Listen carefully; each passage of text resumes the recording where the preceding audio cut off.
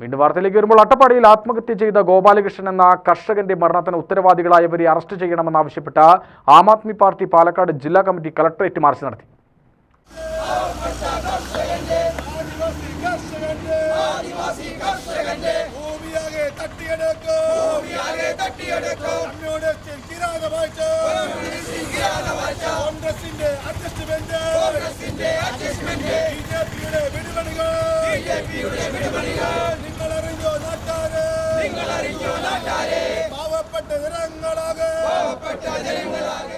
ജില്ലാ president T Venugopal സമരം ഉദ്ഘാടനം ചെയ്തു.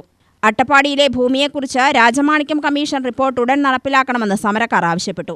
അട്ടപ്പാടി ഭൂമി വിഷയം എന്ന് പറയുന്നത് ഒരു വലിയ വിഷയമാണ്. അത് ഒരു വലിയ വിഷയമാക്കി തീർത്താണ് യഥാർത്ഥത്തിൽ.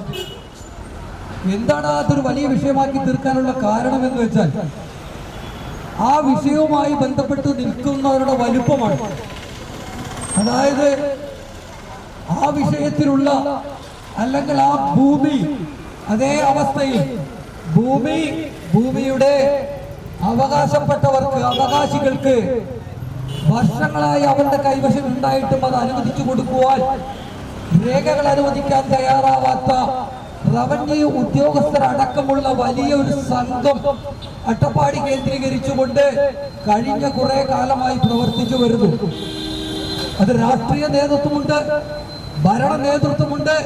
ഒരു കാലത്ത് അടിസ്ഥാന വിവാദത്തിന്റെ പ്രശ്നങ്ങളെ പരിഹരിക്കാനായി ആത്മാർത്ഥമായി മുന്നോട്ട് വന്ന ഒരു രാഷ്ട്രീയ വിഭാഗമാണ്, ഒരു പാർട്ടിയാണ് ഇടതുപക്ഷം. രോഗിയും കടക്കാരനുമായ ഗോപാലകൃഷ്ണൻ ഭൂമി വിൽക്കാനായി തണ്ടപ്പേപ്പർ ആവശ്യപ്പെട്ടപ്പോഴാണ് ഭൂമി മറ്റാരുടെയോ പേരിലാക്കിയെന്ന് മനസ്സിലായതും ആത്മഹത്യ ചെയ്തതും. പാലക്കാട് നിയോജകമണ്ഡലം പ്രസിഡന്റ് ഉദയൻ സുകുമാരൻ അധ്യക്ഷനായി. മലമ്പുഴ നിയോജക മണ്ഡലം പ്രസിഡന്റ് ദിവാകരൻ, ജോഷി ജോർജ്, സുകുമാരൻ അട്ടപ്പാടി, ബാലൻ മുതലമട നിയോജക മണ്ഡലം ഭാരവാഹികൾ തുടങ്ങിയവർ പ്രസംഗിച്ചു. UTV news, Palakkad.